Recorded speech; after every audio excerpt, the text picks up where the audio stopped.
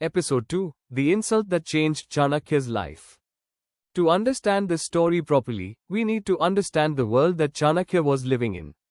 It is around 325 BC. Chanakya is now a grown man. He is a respected teacher at Takshashila University. He has spent years studying politics, economics, warfare, and diplomacy. He understands power better than almost anyone alive at that time. But something is happening on the western border of India that is making Chanakya deeply worried. A young king from Greece named Alexander the Great has been conquering the entire known world.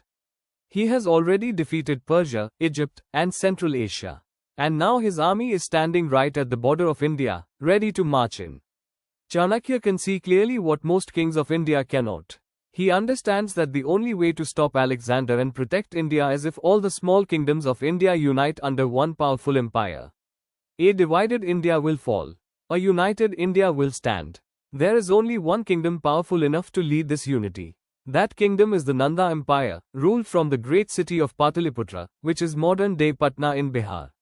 The Nanda Empire is the richest and most powerful kingdom in all of India at that time. Their army is massive. Their treasury is full. If anyone can unite India and stop Alexander, it is the Nanda king.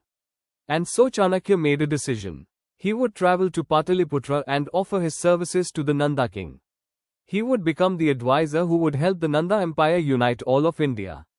It seemed like the perfect plan. Chanakya traveled a long distance from Takshashila to Pataliputra. He carried no weapons, no army, and no wealth. He carried only his knowledge, his ideas, and his burning desire to protect India. When he finally arrived at Pataliputra, he was overwhelmed by its size and grandeur. It was one of the largest and most magnificent cities in the entire ancient world.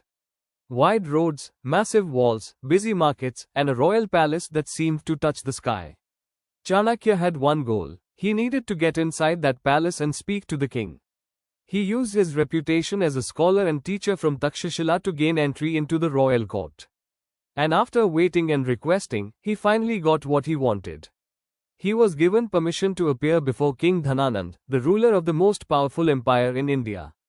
Chanakya walked into that court with hope in his heart and a plan in his mind. He was ready to offer everything he had to serve India. But he had no idea what was waiting for him inside. The royal court of the Nanda Empire was unlike anything Chanakya had ever seen. It was enormous, decorated with gold and precious stones, filled with ministers, soldiers, nobles, and courtiers all dressed in their finest clothes. And at the center of it sat King Dhananand on his throne. Dhananand was a powerful king. But he was also arrogant, proud, and deeply suspicious of outsiders. He had inherited a great empire and he believed that his power made him untouchable. Chanakya stood before the king. He looked exactly as he always did. Thin, plain clothes, broken teeth, an ordinary appearance that did not match the grandeur of the palace around him. And the court noticed. Chanakya began to speak. He explained the threat of Alexander. He explained how a divided India would fall to foreign invaders. He presented his vision of a united India under the leadership of the Nanda Empire.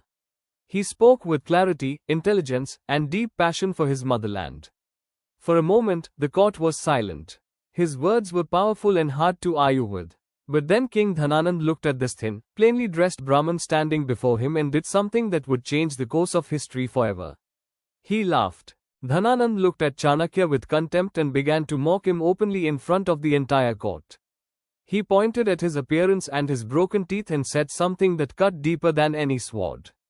He told Chanakya that a poor ugly Brahmin had no business coming to a royal court to lecture a king. He told him that his place was in a classroom teaching children, not in a palace advising kings.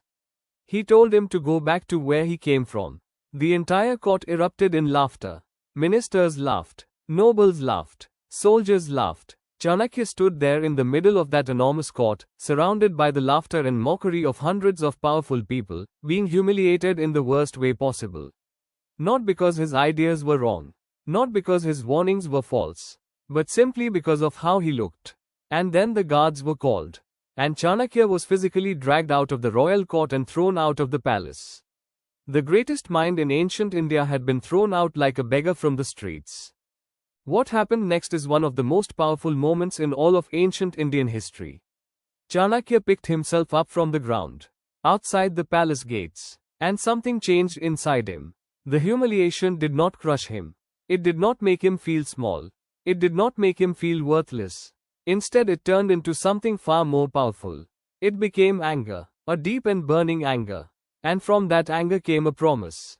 A promise he would never break. Chanakya reached up to his head and untied his shikha. His shikha was his sacred lock of hair, the small bunch of hair tied on top of his head, that every Brahmin wore as a symbol of his faith and his identity. Untying it in public was an extraordinary act. It was the most serious promise a man could make. He held his untied hair in his hand. He looked back one last time at the palace of the Nanda king. And he spoke his promise out loud for everyone to hear. I will not tie this knot again. I will not tie it until the day I have completely destroyed the Nanda dynasty. Until the day this empire falls. Until the day I have built something greater from its ruins. On that day and only on that day will I tie my hair back. The guards standing nearby laughed at him. A poor Brahmin with no money and no army was threatening to destroy the most powerful empire in India. But Chanakya was not joking. He turned around and walked away from Pataliputra. Not in defeat, not in shame, but with a purpose so strong and so clear that nothing in the world would ever be able to stop him. Friends, that one single moment outside those palace gates changed everything. Think about it. Everything that came after, every single thing, was a direct result of what happened in that court on that day. Because of that humiliation, Chanakya went on to find a young boy playing in a village and trained him to become an emperor. Because of that humiliation, he built a rebel army from absolutely nothing. Because of that humiliation, he created the most powerful spy network the ancient world had ever seen. Because of that humiliation, he designed military strategies that defeated kingdoms far more powerful than his own.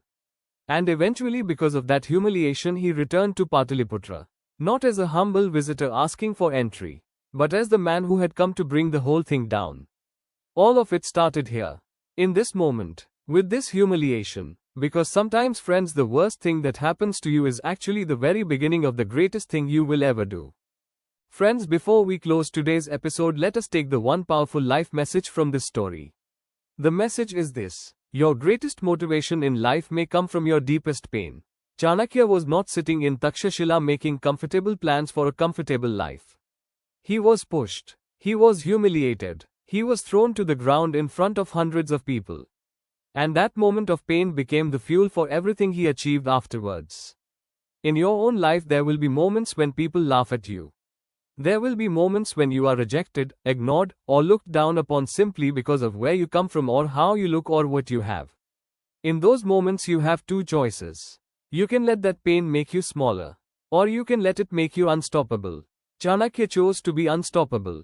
And because of that choice, he changed the history of an entire civilization. So the next time someone underestimates you, the next time someone laughs at your dreams or dismisses your ideas, remember this moment. Remember the thin Brahmin standing outside the palace gates with his untied shikha in his hand and fire in his eyes. And remember what he did next. This was episode 2 of the Chanakya Chronicles. The humiliation that changed history. The moment that turned a teacher into a kingmaker. The moment that gave birth to an empire. In episode 3 we will see what Chanakya did after he walked away from Pataliputra. How he wandered through villages and forests. And how one day he came across a young boy playing in the mud who would one day become the first emperor of the Maurya Empire. If this story inspired you, please like this video, share it with someone who needs to hear it today, and subscribe to this channel so you never miss an episode of the Chanakya Chronicles. As Chanakya himself once said, never make friends with people who are above or below you in status. Such friendships will never give you happiness. See you in episode 3.